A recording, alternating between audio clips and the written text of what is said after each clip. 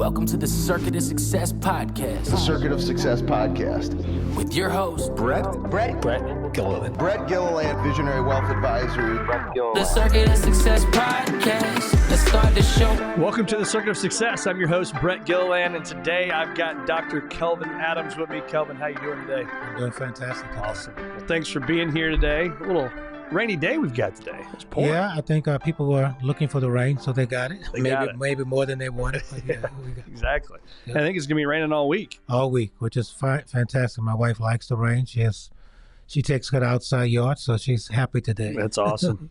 Helps our farmers in the area, the garden growers, whatever, right? So, Yes. well, I was introduced to you by Bill Schmidt. Mm-hmm. We had lunch not too long ago, and after that lunch, I mean, I got to have this guy on the podcast, and you're doing great things, have done great things, and continue to do great things. And so, former superintendent of St. Louis Public Schools, and had a great run there, and now the president and CEO of the St. Louis Community Foundation.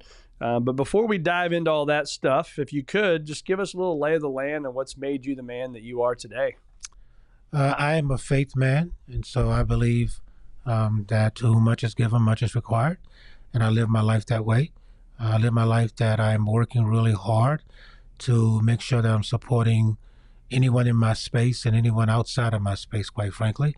I just think I've been blessed, and so my whole being is about making sure that I'm giving back in my personal life and my professional life, and that's the real purpose of why I live. And it has worked for me for the last 68 years, and I hope that it will continue to do so. Absolutely. Well, we got a new friend here. How we doing? Hey, how are you? I was like, who's coming in? I was like, also got to have lunch with Josina as well, didn't we? How are you doing? Doing great. Awesome. Thank you for having me. Well, so that's great. And so you grew up in the New Orleans area, correct? Grew up in the Lower Ninth Ward in New Orleans. Lower Ninth Ward because it's designated as a really rough area of the city, and being taken care of by my grandparents. My father was alcoholic. My mother was a paranoid schizophrenic, and so they had other issues going on in their lives. And so my younger brother and myself were reared by my grandparents, who quite frankly gave me the kind of faith that I need to have to kind of overcome the kind of challenges that I have dealt with as a kid, and obviously growing up as well. So, yes, growing up in New Orleans, Louisiana, all of my life, quite frankly. Yeah. So what was it like growing up there where you grew up? What was some stuff that you dealt with that obviously you don't want to deal with? I think the challenges of poverty create this notion of lacking, whether that's lacking self-esteem, lacking resources. And so I grew up believing that maybe I was less than the people around me. And quite frankly, schools gave me the belief that I wasn't lacking. Yeah. I had great teachers, great principals. And then I attached to this thing called basketball. And I had some great coaches who really spoke to my life and gave me what I needed to have in terms of self-esteem. And I equate basketball as putting me where I am today because I worked really, really hard. Everybody was equal on the court. It's really about producing, and there was no favoritism. And so I would say I dealt with the kind of things that you would talk to anybody living in poverty that they dealt with. Yeah. And nothing special about those things, just the fact that I had to overcome some things that were not necessarily the right kinds of things that you need to overcome. Yeah. Well, I'm always fascinated by this, that people can grow up in an area like that you grew up and you've made something of yourself, right? And there's some people that grew up there that didn't make something of themselves. But then on the flip side, there's people that grew up maybe with wealth, made something of themselves, grew up in wealth, and they didn't make something of themselves, right? So there's kind of those four areas you can look at. What do you think it was for you that helped you become successful despite maybe what you grew up with? I think for me, and I'm like you, I have friends that are no longer living. I have friends that did well, and I have friends that are in the same places they were 68 years ago, quite frankly. I think for me, it was this notion that that I could do better, that whatever the challenges were, that there was something special about me. And I don't know what that is. I don't know what it was, but I always felt I was different. I always felt that I was given something different. That's why I said, to whom much is given, much is required. And so I thought I was always different, no matter what was going on. Yes, somebody could do this. Yes, somebody could do that. Yes, they got in trouble with this, but that wasn't happening to me that way. I didn't get pulled in or sucked into those things. And I keep asking myself, why? Why didn't I smoke weed? Why didn't I carry a weapon? Why didn't I do all of those kinds of things? I didn't do all those kinds of things because I felt that to whom much was given, much is required, that I had something that I needed to accomplish. And that always kept me on the straight and narrow. I guess I was afraid to do some of those kinds of things because of what my grandparents had given to me. The fear, a little bit of fear of them, but a great fear in what could have happened if I did those kinds of things. Yeah. So you made the comment, in my family, my wife and I, we love that saying, to whom, and from Bible, right? Too much, yes. Much is given, much is required. But sometimes people say much is expected, right? And so what do you think of the difference between those two words, expected versus required? I think expected is some level of obligation that you have. You expected to do more. I thought I was required to do it. I mean, I thought I had an obligation to do it. I think the expectation piece is that there is some other persons who are on the outside expecting you to do some things, that extra pressure, if you will. I thought it was internal for me. I am required to do some things. I have to give back. I have no option. I have no option not to give back. The expectation is somebody's telling you you have. It's kind of like somebody on the outside looking in, and required is inside looking out. Yeah. I have to do these things. Yeah. I'm just required. If I don't, then I don't survive. I can't continue to move forward. Yeah, it's funny because I think the exact same thing. The expectation is that there's a way out. Right. There's a plan B. That's right. That's right. I don't have a plan B. If it's required, there's no plan B. That's exactly right. I am required to do some things that others probably were not required to do. So talk to us about your tenure at the Superintendent for St. Louis Public Schools. I saw a stat that you took the graduation rates from 54% to over 80%. Talk to us about that, and man, I mean, that's amazing. So I arrived as superintendent in 2008 from New Orleans. I was recruited, if you will, and I applied for the position. A lady by the name of Maxine Clark. I'll give her the credential, the credence, if you will. I'm going to be with her in a couple of weeks. She's doing the podcast. Fantastic lady. She called me on the phone. Didn't know her from Adam, and said, "Hey, I heard about you in New Orleans, and I'd like to know if you would like to come back to be the superintendent of St. Louis Public Schools." And I said, "Who are you?" First of all, I'd heard about her because I was in St. Louis for a period of time, about 10, 11 months. Went back to New Orleans, worked with a guy named Paul Vallis to kind of put the district together after Hurricane Katrina. And she called me at the Clear Blue. One thing led to another. I applied, and I became superintendent. And so what I found was a district that obviously had a lot of challenges, financial challenges, $66 million deficit, academic achievement wasn't where it needed to be, and the board governance was all over the place. And so obviously graduation is one of the things that you measure yourself by. And I looked at the data around how many kids were coming to school and graduating some 12 years later. And we started to put a plan together to try to address graduation rate. And it is true that it did increase, but it wasn't something that I did. It was really a plan that everybody participated in. And it was just one of the small measures, if you will, to kind of determine how districts do. And we were able to move that needle over a 14-year period of time to a place where the district was fully accredited. I left the district with about $150 million surplus. And obviously the governance structure was in a whole lot better shape when we left than when I arrived. But it was a team effort around a strategic board, 3 strong board members, Rick Sullivan, Richard Gaines, and Melanie Adams, and then followed by the Donetta Klinscale, where 4 board members had been appointed from a outside structure, if you will, before elected board came back. In my last 3 years, I worked with the elected board. So, some achievement there, a lot of work still to be done in these kinds of districts, but it was a team effort. Is he that humble every day? I mean, he just shows up like, $66 million deficit, $150 million of, it's like, how does that happen? Like, what was some of the biggest steps that you took to make that happen? Yeah, first of all, we,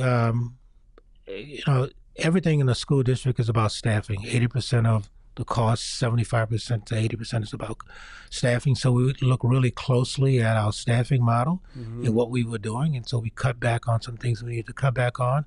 I'm incredibly frugal. Anybody who knows me knows that. Some would say I squeak when I walk, but at the end of the day, it's about revenue out. I mean, it's about expenditures out and revenue coming in. That's right. And so we were able to navigate those two areas in a really big way over time. It didn't happen year one or year two, year three. 5 million here, 10 million here. We had a surplus every single year with the exception of one, a balanced budget every year with the exception of one. And we just made some adjustments. We closed 21 schools. We cut back on a number of things that we had. We renegotiated contracts. We just did all of the kinds of things that you need to do. We took furlough days and at the time when we needed to do so, including myself as superintendent. So I tried to set the example that we just need to get out of debt. I think debt is a curse, if you will. It pulls you down. Yeah. And I think on a personal level it does, and I think from a business perspective it does the same thing. So long story short is we just did the kinds of things that businesses do on a regular basis. Yeah. Businesses want to survive, and they make the kind of cuts and adjustments. The only thing we couldn't do is we couldn't increase our revenue. That revenue was fixed by the state and by local dollars, although we did go to voters on 2 occasions to get a bond passed to improve our buildings and another occasion to raise salaries for employees. So we were able to build a kind of confidence in the community that they were willing to a tune of about 78 to 80% to vote favorable for 2 taxes that had never been done in almost 20 years, if you will. And people love their taxes. Yeah, they do. But we were able to convince them that it was about kids and it was about supporting the right kinds of things. Plus, we had a record of doing the right kinds of things. Yeah. So it was easier for people to say yes. Yeah, that's great. Congratulations on that. That's a really, really big deal.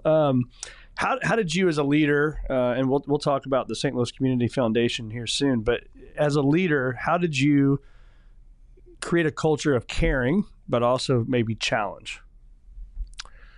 So I believe in servant leadership. That means that it is my responsibility to serve the community, which meant that I was doing for them as opposed to them doing for me. And so I hired staff people who had that same mindset. I worked with my staff to develop that mindset. So when I arrived, there were about 80 principals.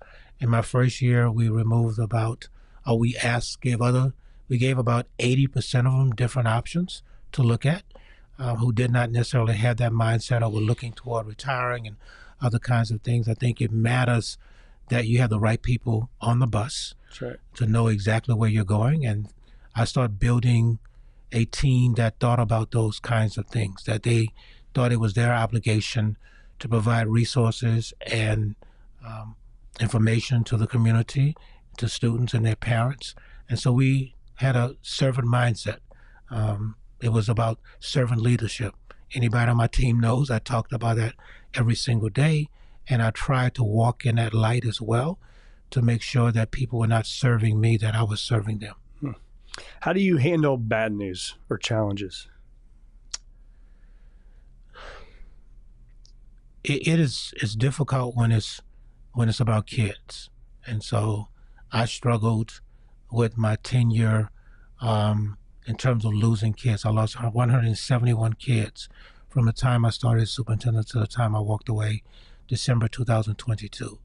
I could almost remember every name of the kids or funerals I went to. It's very difficult when it's on a kid basis. You take it personally. You take it internally. Outside of that, nothing else is important. Yeah. Literally, nothing else is important. If kids are not getting injured in any way, shape, or form on a bus accident, you just deal with it. It's about, it's going to happen. Bad stuff is going to happen. There's nothing you can do about it. The scripture talks about the poor will always be with you. That is a fact. In an analogy of that, bad stuff is going to happen. It's how you address it and deal with it. It's really not about the bad stuff. It's about your response to it. As I said before, the hardest piece for me was losing kids. Getting a call on a Sunday night, a kid shot in the neighborhood, or a kid getting 2 or 3 kids getting killed in a car accident or a fire occurring, a kid dying of cancer, mostly African American boys. Those were the numbers. But that was the hard piece for me. You never walk away from those kinds of things because parents only have one child, and that they think about it as that one child, and losing that kid, you never get back. But everything else you deal with. Everything else you frame it the right way. I have the ability to put things in boxes, and that box of that tragedy or a deficit or whatever the case may be, I put in that box and then I move forward.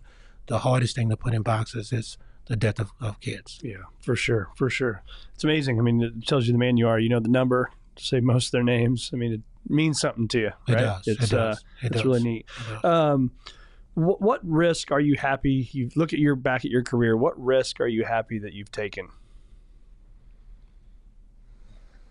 The risk that I'm happy that I've taken, number one, the risk to move from New Orleans to St. Louis, to try something different, to move in a different place.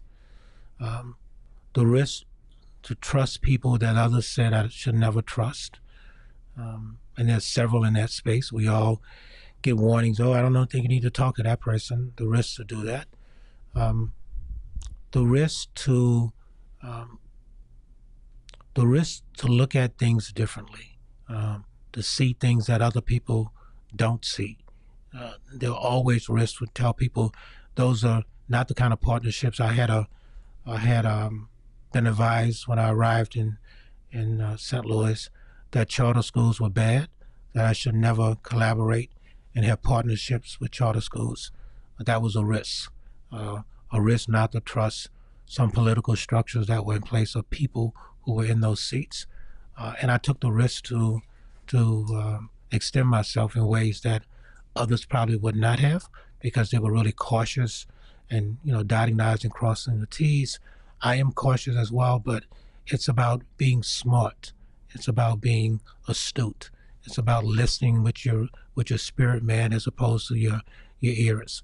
So for me, the risk to move here, the risk to develop partnerships that I was told not to develop, and frankly, the risk to believe in kids that others felt could not achieve. The 50% to 80% people told me it would never happen. Oh, you can't fix this district. Are you crazy? Why are you here? As a matter of fact, when I arrived, there were 3 people that they told me I had not spoken to. And so I made an appointment to speak to those 3 people. And 2 of the 3 people wondered why I came. They said, you shouldn't have been superintendent. You've never been a superintendent before. You've never done this before. And I listened to them. I said, well, I'm really sorry you feel that way. And we'll see what happens, Hide and watch. And 14 years later, those people have said, we're glad you came. Yeah. Yeah. That's awesome. Yep. Yeah, that's really cool. What do you, when you guys stay a student of the game, right? You guys stay on top of your game no matter what you're doing in life. And so what was that process like for you to always be the best? The process for me was I did a lot of reading. I don't like going out of town and doing those kind of conferences kind of stuff. So I didn't necessarily do those kinds of things. I connected myself with other superintendents who were in similar kind of districts that I was in, and developed some collaboration or partnerships with them. It wasn't intentional. It's kind of like we were all in the same boat. And so how do we swim out of this boat? And so I watched what some of them did nationally. I did a lot of reading around and stayed abreast of the current research around things that were going on. And I stayed hungry. There was always something I wanted to get done. Even when we got full accreditation and moved back out of debt and those kinds of things, there was still some things I wanted to get accomplished until I finally woke up one day and said, I think it's time, to move on. But I always was looking at a bigger picture. I wasn't satisfied with status quo. I was always pushing people outside of the box, outside of the tent to look, we can do better. Yeah, this is okay, but we could do better. Yeah. So let's turn the page now and let's talk about the St. Louis Community Foundation, which is what we had lunch about. But talk to us about that. Why does that mean so much to you? Why does it mean so much to you that you go home and after your retirement and you tell your wife you're going back to work? I mean, come on. She probably told me it's time for you to go back to work. If you know my wife. So honestly, I was not even thinking about the St. Louis Community Foundation. It wasn't on my radar. I had gone back to work at Harrisville University as the associate dean and distinguished professor at that university, and I thought I was going to give back by working in that institution that has some challenges, and I thought I can add some knowledge, if you will, some support to what they were doing. A friend of mine reached out to me and said, "Hey, somebody wants to meet with you to talk about the St. Louis Community." Well, I didn't even remember it was the St. Louis Community Foundation, to talk to you about recommending some people for a position. And I said, okay. And so about a month later, we finally got together and we're sitting down at Panera and Brentwood, and a person sits down. I say, "Hey, how you doing? Nice to meet you." And he said, "Well, let me ask you first before I ask you about people who might be up for this role. What do you think about you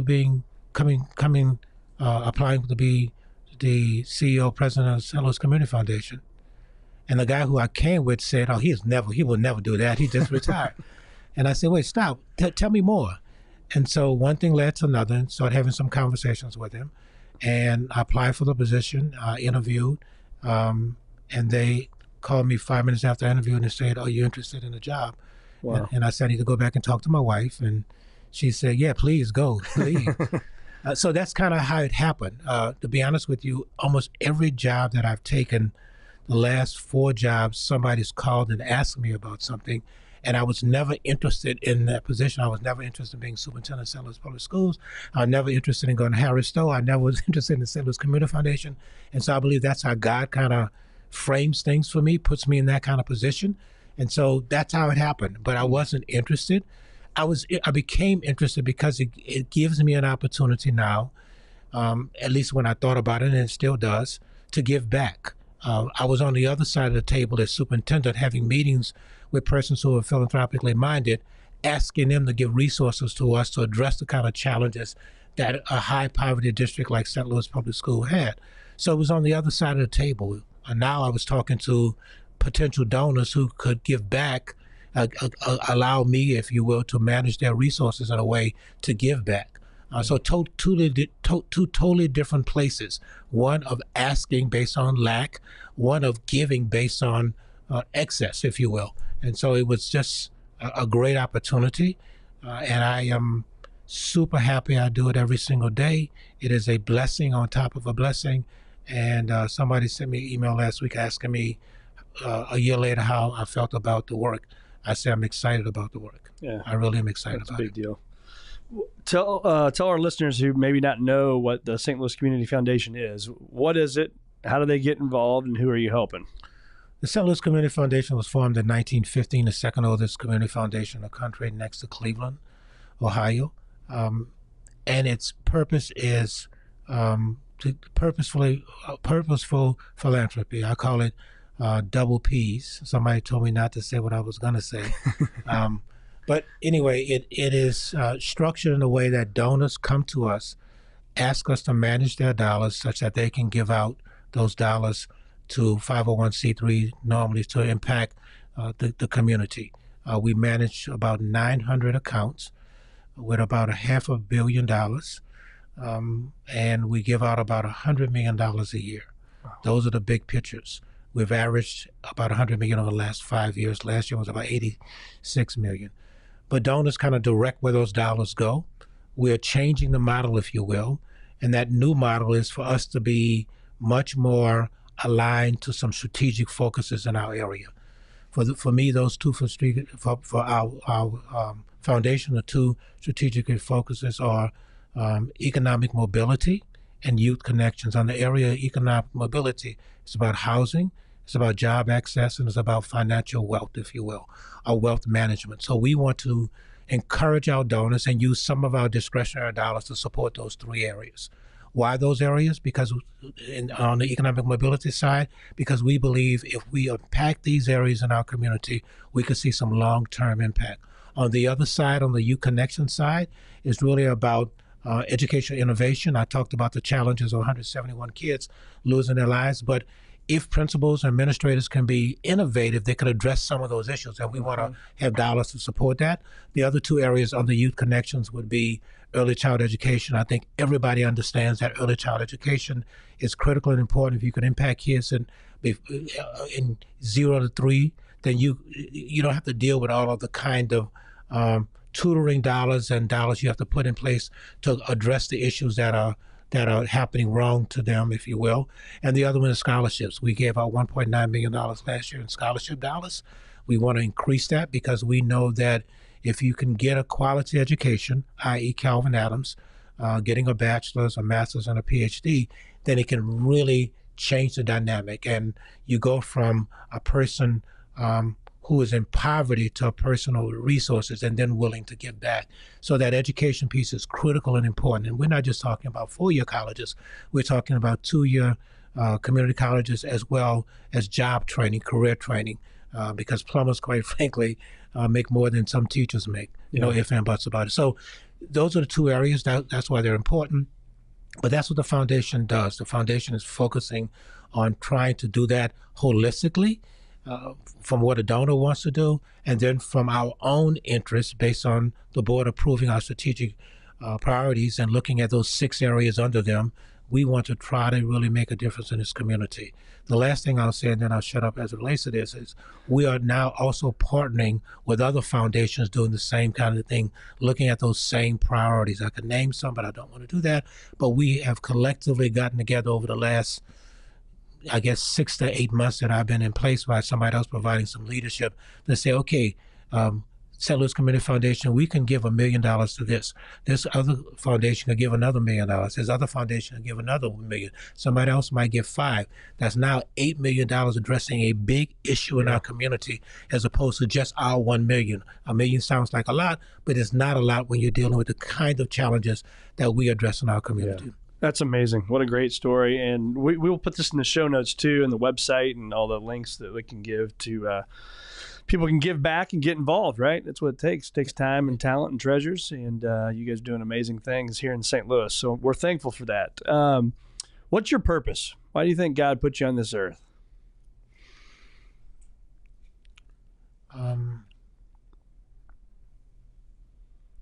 I think at the end of the day, it's to be an example and a role model. I think that's what it's really about. We all have made some tremendous mistakes. I'm sure if I ask you, you would say the same thing. Things that you will look back on and go, wow, I wish I hadn't done that. There are a ton of them in my life. But despite all of those kinds of things, I've tried to be a role model, and I've tried to make a difference in our community, in the communities that I've been engaged in. So I think his purpose for me is to continue to do that. Yeah. So I see you got your tie on today. I saw a video though that I've seen you in a bow tie quite a bit. Yes, and I saw this video. You probably know what I'm talking about. This young man, I think, started making bow ties. Yes. And then you started to wear the bow ties. Yes. But in that clip, I saw it said, I think the kid said, you said, dress for the job you want, not for the one you have. That's right. So tell us about that. I have always believed, and this is old school, so I know the millennial and the X don't probably believe in this, but I think people know who you are when you walk in the door.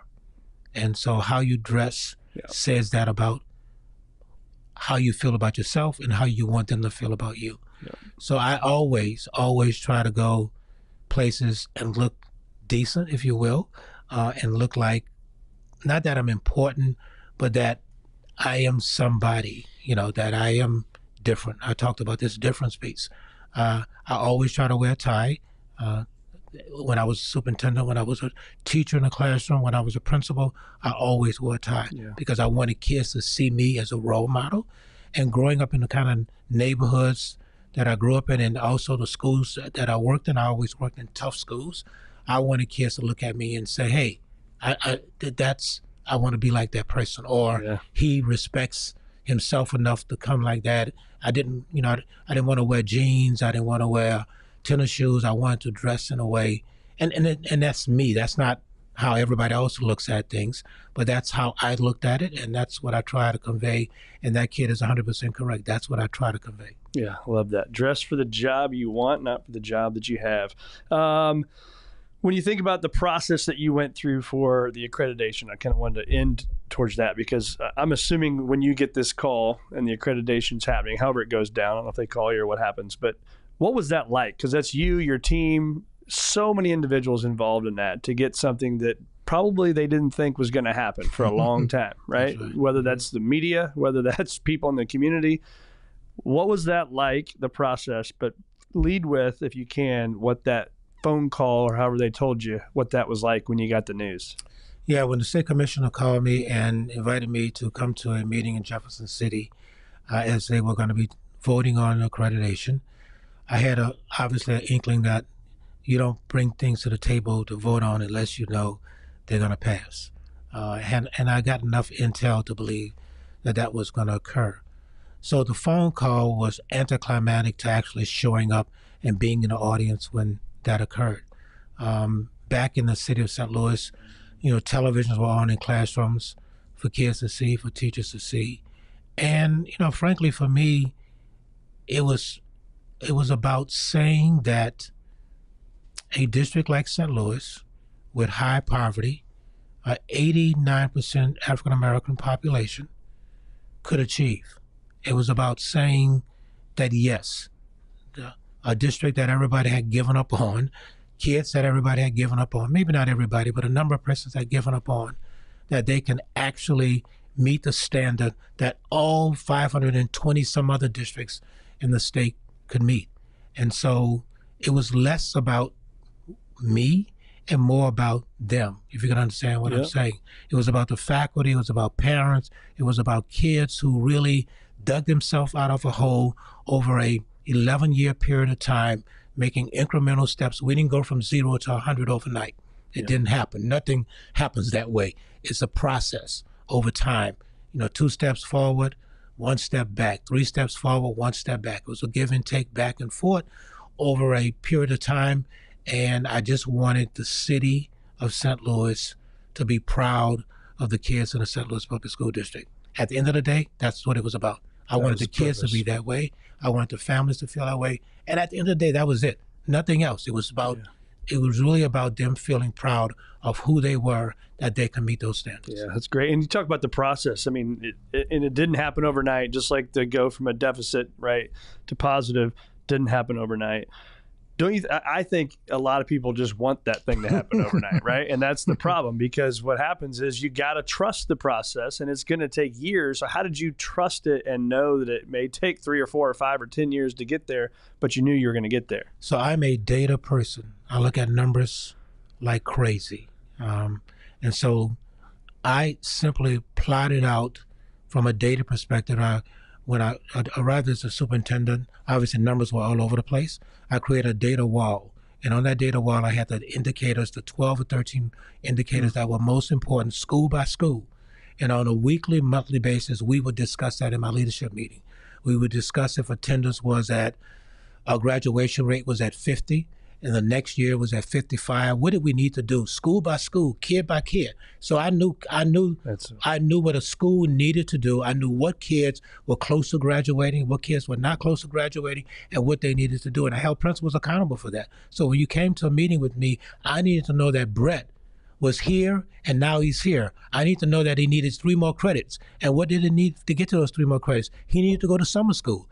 He needed to do this. He needed to take an extra course to do that. And so that's the level of the granularity of what we did to move the needle. It wasn't you wake up one morning and Brett is going to graduate. That's not going to happen. No. What do I need to do? Do I need to go pick him up? Does a social worker need to check on him? Yes, we do. We need to check on him and see where he is. So we did those kinds of things on a school by school, teacher by teacher basis for 11 years. We looked at every single number, and I held my team accountable for it. They would come to meetings on a regular basis with the superintendent, and we would go through all of the data. They know they had those kind of check-ins with me, and if the needle wasn't moving, I'll go, okay, what do we need to do? What kind of support does this person need? Let's give them the support they need. If they can't get it, we'll get somebody else in there to do it. Kids' lives are too important that we can't waste that time doing that. So I'm a data person. And so year by year, week by week, month by month, I'm looking at data. I'm looking at numbers. Strong. That is strong. Well, I can say on behalf of the people in St. Louis, man, they were grateful for you, and thanks for all the work you've done. It's incredible what you've done and continue to do through the Community Foundation. And is there anything I should ask him that maybe I didn't ask or I don't know about? I'm going to put you on the spot here. No? We've nailed it. Well, that means we nailed it. Yeah, you nailed it. You did. Well, we'll put everything in the show notes, and it'll be down here, the links where they can find you. That's another question. Where can people find you? Where can people find me, ladies?